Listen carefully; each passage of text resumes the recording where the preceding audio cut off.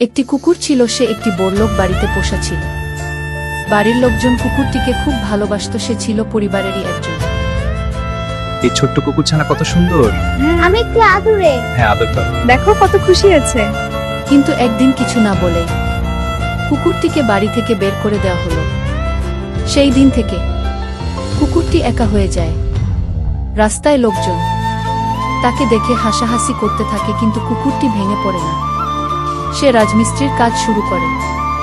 ইট, বালি, সিমেন্ট, কঠিন পরিশ্রমে একটু একটু করে টাকা জমাতে থাকে। দিন যায়, মাস যায়, একদিন সে অনেক টাকা জমিয়ে ফেলে। আর তখনই সে নিজের একটি বিজনেস শুরু করে দেয়। সবকিছু পাওয়ার পর তার হঠাৎ মনে পড়ে একসময় যে ফ্যামিলিতে সে থাকত তাদের সাথে একবার দেখা করবে।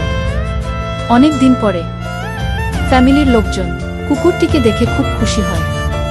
চা খেতে খেতে তারা তাদের দুঃখের কথা বলতে থাকে। সব শুনে কুকুরটির মন খুব খারাপ হয়ে যায়।